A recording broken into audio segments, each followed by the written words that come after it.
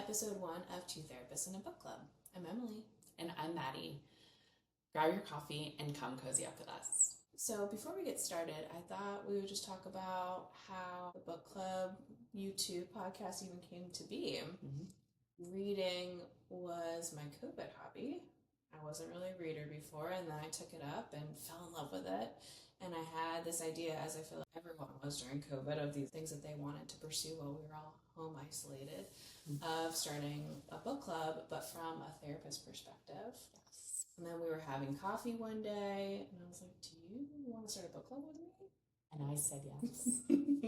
And I'm a huge reader too. I have read a lot since I was younger, and I've always just been a really big reader. And when Emily came up with this idea, I was really excited about it. And I think reading from a therapist's point of view is interesting and something that people are interested in. So here we are. So what we're going to be talking about in this podcast is human behavior, why people do what they do, internal psyche type of things that we do in our everyday lives, but apply it to books that maybe you've heard about through TikTok or friends or book clubs that you belong to otherwise. And we're going to just pick them apart as therapists. So our first book is None of This Is True by Lisa Jewell. We thought this would be a great first book. This was Emily's pick. I had never read it before. She had. We're going to dig into the mysteries behind this book. We're going to talk about what we liked about the book, and we're going to talk about why we as humans like true crime. So before we give our book review, we're going to talk a little bit about what the book was about. So we are going to give a little bit of spoilers, and we might have some difficult topics. So there are some warnings down in the caption below. Feel free to read them, or if you haven't read the book and you don't want to be spoiled, go ahead and pause here and come back when you're ready. The book is about two women, Alex and Josie, who meet on their 40th birthday and realize that they're birthday twins. Alex is a very well-known podcaster. Josie starts listening to her podcast, really likes it, finds her and says, my life is at a crossroads. I'm going to be making a lot of change. And then Alex starts to do the story of Josie's life, and then everything just unfolds about murder, about grooming, about people missing.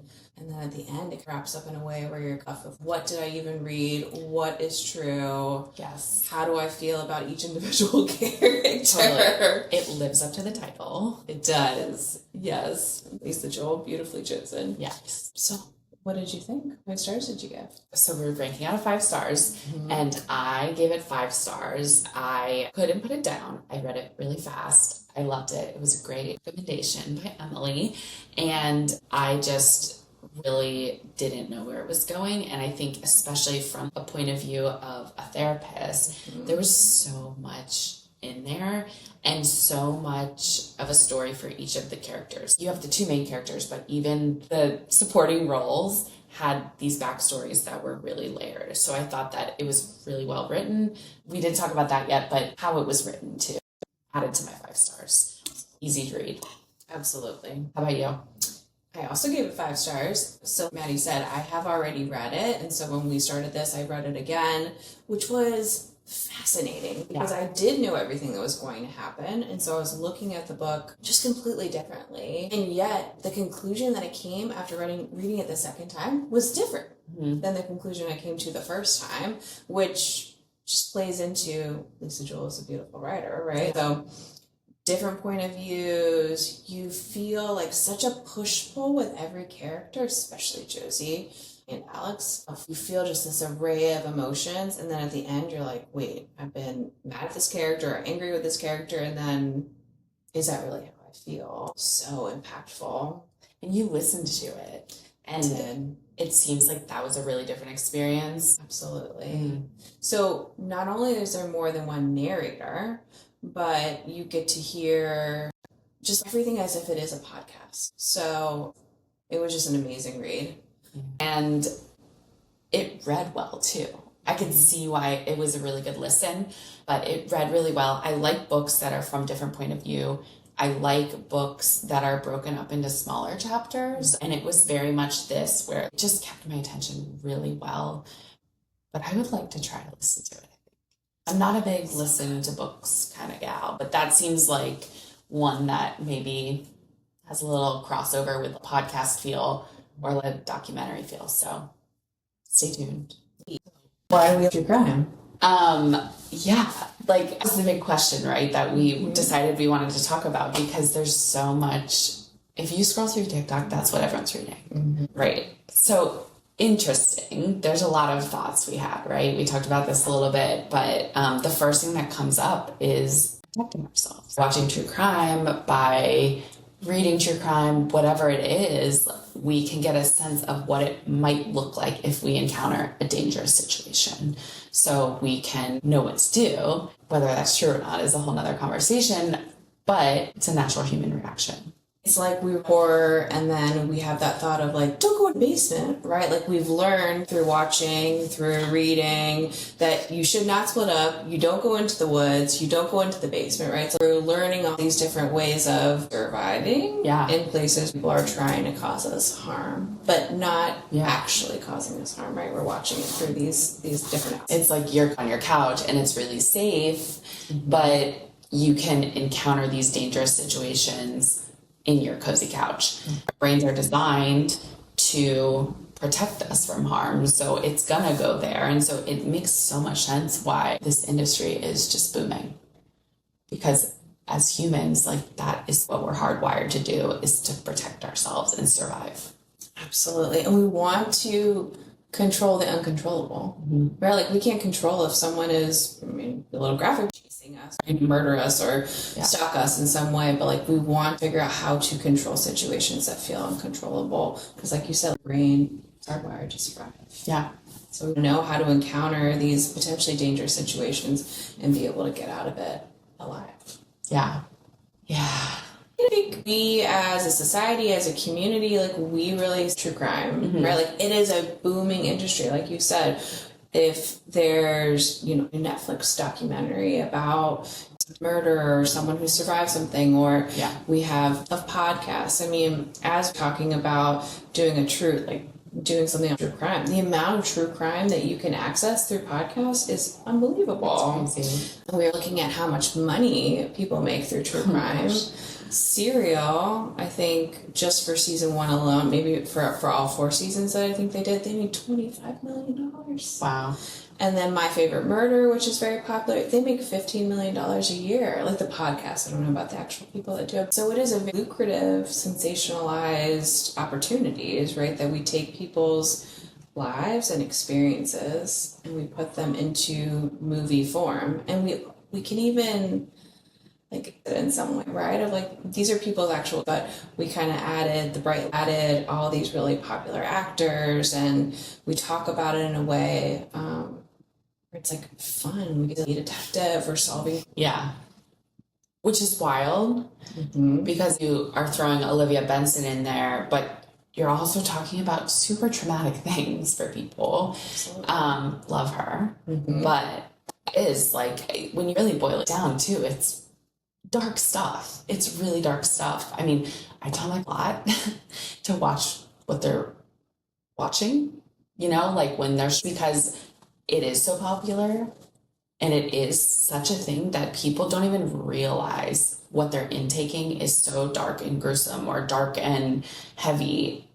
Like as a society, we've so used to it that it is the norm, Absolutely. And we were talking about from a trauma perspective where we've experienced, it might be very to look for trauma within social media, within books, within movies.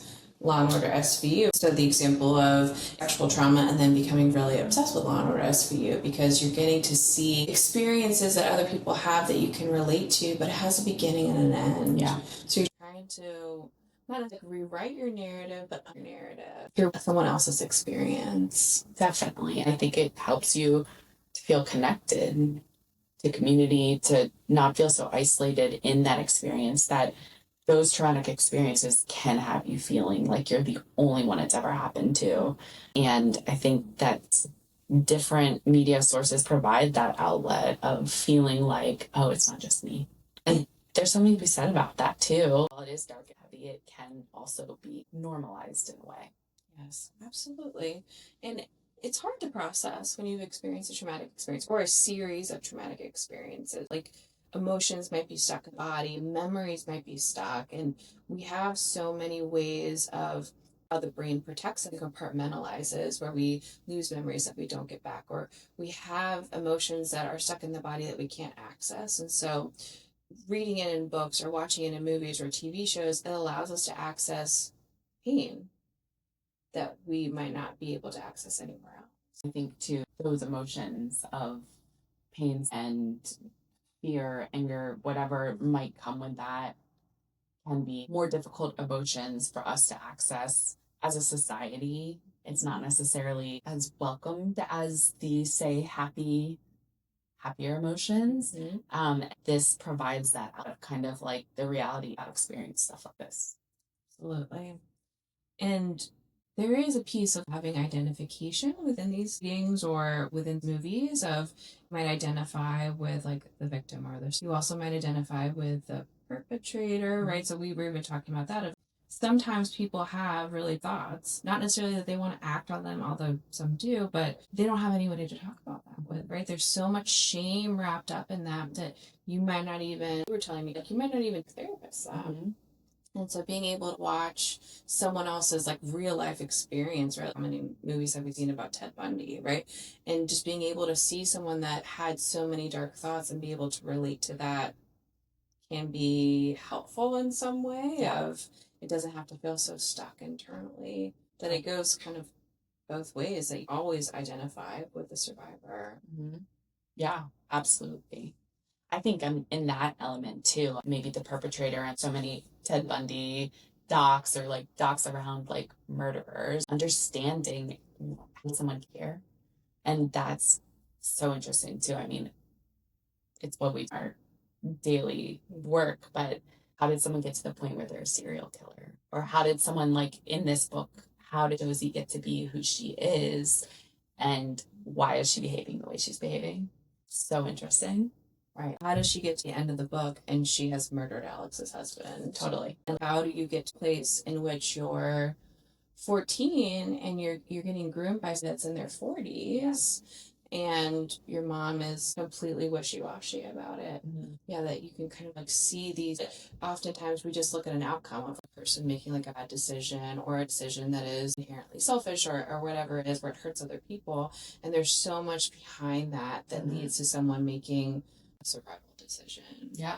That is selfish and murderous, right? So yeah.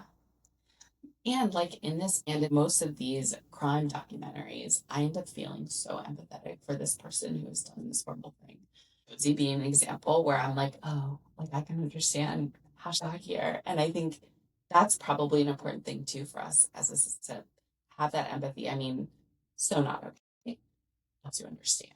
So in that way, it humanizes things that in day-to-day life we would not have a lot of empathy for. Exactly.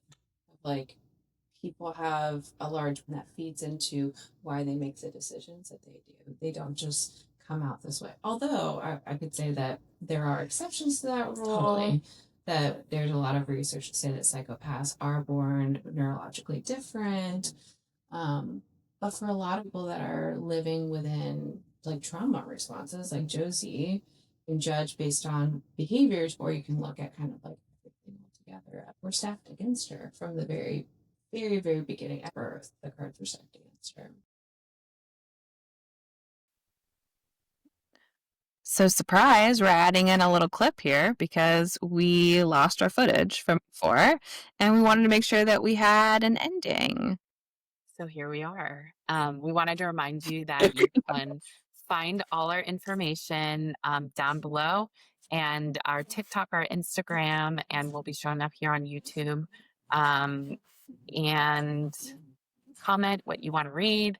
Tell us what you thought of the episode. If you have any thoughts on the book, we would love to hear what you think. Any questions you have that we didn't address, let us know. Yeah, we want to know what you think the ending to it all is too. Do you think, like, how do you feel about Josie at the end? Really?